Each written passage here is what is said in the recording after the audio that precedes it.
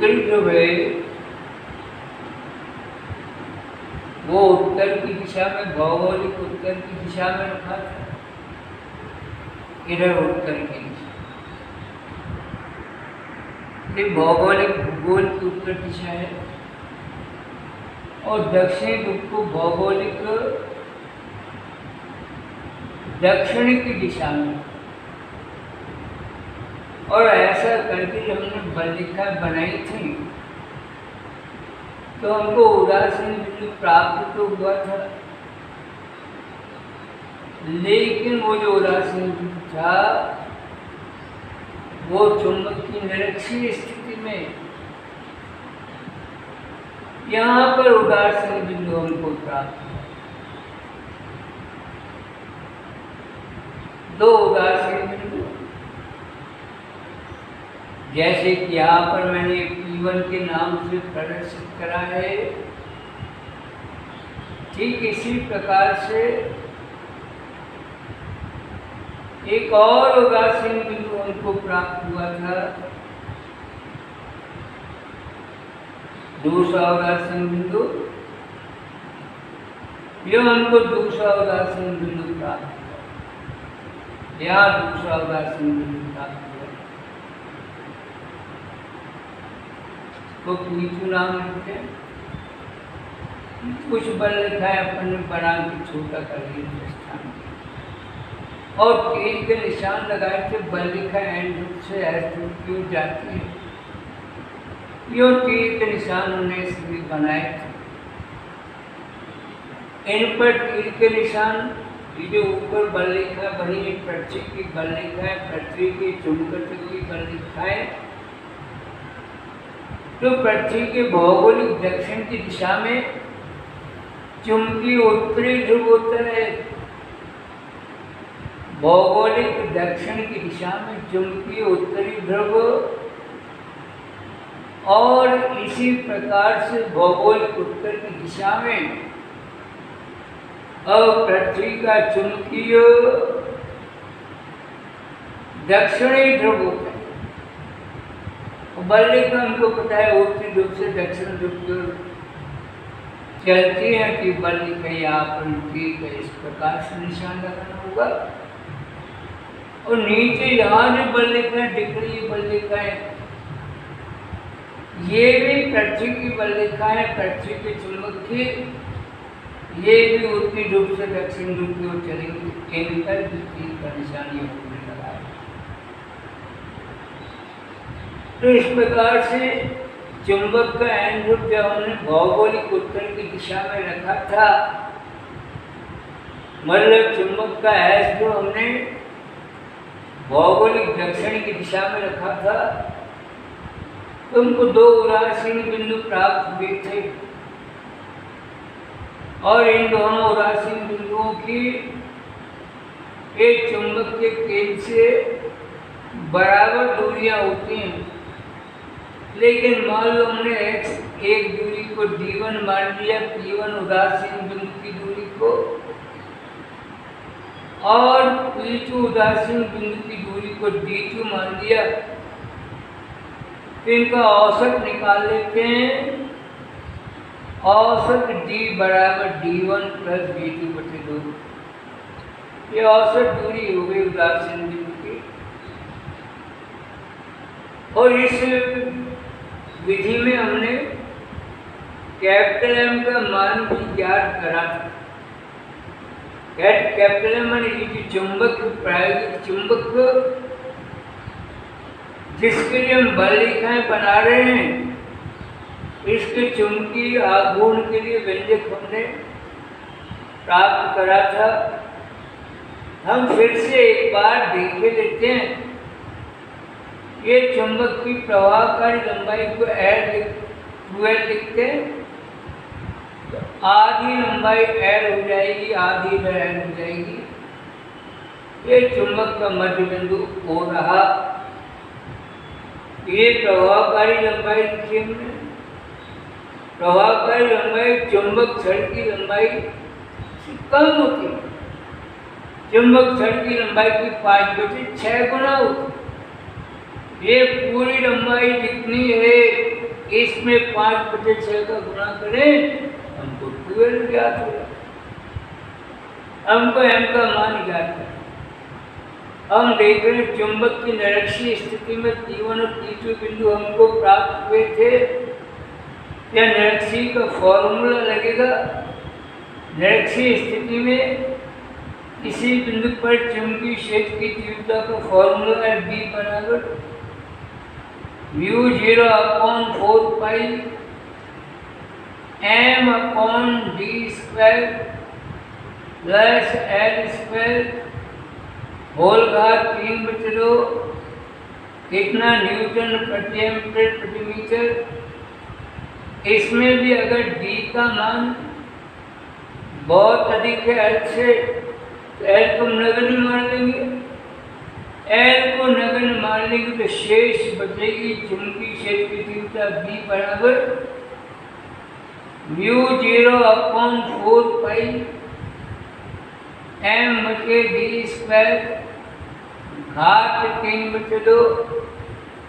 फिर शेष बच जाएगा V बराबर μ0 upon 4 pi m upon d cube.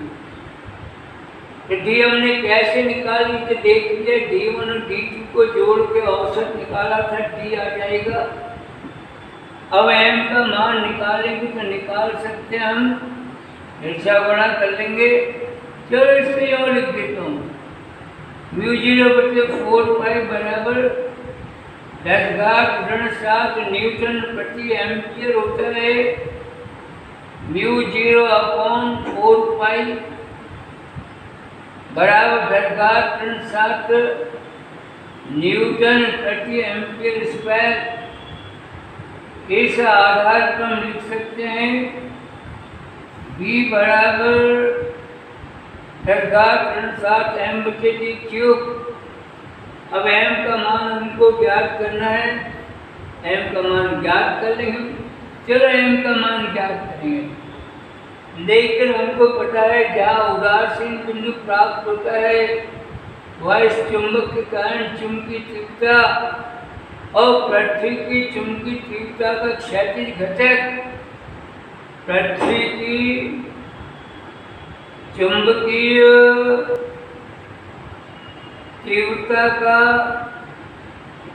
क्षैतिज घटक, क्षैतिज घटक पृथ्वी की चुंबकीय तीव्रता के दो घटक होते हैं। प्रत्येक बिंदु पर एक ऊर्ध्वाधर एक क्षैतिज घटक। यह क्षैतिज घटक को हम x से प्रदर्शित करें।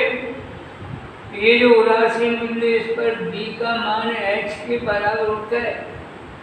B माने चुंबक के कारण चुंबकीय तीव्रता P1 बिंदु पर या P2 बिंदु पर, और h माने पृथ्वी की चुंबकीय तीव्रता का क्षैतिज घटक। ये जो उदासीन बिंदु है चाहे P1 चाहे P2, वहाँ B का मान h के बराबर होता है। और बल्कि B और h बराबर होते हैं, एक दूसरे के विपरीत भी होते हैं, तभी तो उदासीन बिंदु होगा। इसलिए P1 और P2 बिंदु पर परिणामी चुंबकीय तीव्रता 0 होती है, 0 होती है। इसलिए उदासीन बिंदु से होकर कोई बल का कभी गुजरती नहीं। तो समीकरण 1 में चलो B का मान h लिख लेते हैं हम। क्या आएगा h बराबर 10⁻⁷ m/d क्यूब। ऐसा गुणा कर ले हम, m निकल आएगा तो m बराबर 10⁻⁷ हो जाएगा। तिरछा गुणा करेंगे 10⁻⁷ नीचे जाएगा, ऊपर 10⁻⁷ और h लिखेंगे और d क्यूब लिख देंगे। कितना एम्पियर मीटर स्क्वायर। ये कैपिटल M का मान ज्ञात कर लेंगे हम मरे बल रेखाओं की सहायता से। हम कैपिटल M का मान, ये जो प्रायोगिक चुंबक NS है इसके चुंबकीय आघूर्ण का मान भी ज्ञात कर सकते हैं, जो हमने ज्ञात करा है। इसको हमने बात करी है जब चुंबक के उत्तरी ध्रुव को भौगोलिक उत्तर की दिशा में हमने रखा, लेकिन अब हम दूसरी स्थिति पढ़ने जा रहे हैं। फिर वही देखें अपन, ये चुंबक है, लेकिन हमने कुछ बदल दिया है। चुंबक का उत्तरी ध्रुव अब दक्षिण की दिशा में कर दिया है। यह ध्रुव है, ये भौगोलिक दक्षिण दिशा में रखा है, और जो है ध्रुव चुंबक का, इसको भौगोलिक उत्तर की दिशा में रखा, उलट दिया हमने पहले की तुलना में। पहले एन ध्रुव को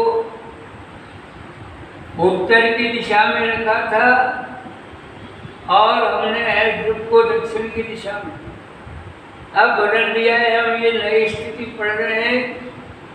एन ध्रुव को भौगोलिक दक्षिण की दिशा में और एस ध्रुव को भौगोलिक उत्तर की दिशा में,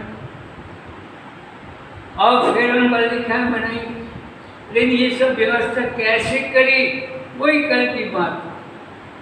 ऐसा ड्राइंग बोर्ड होता है, लकड़ी का बना हुआ, इसके ऊपर सफ़ेद कागज के ताव, शीट माने वाइट पेपर शीट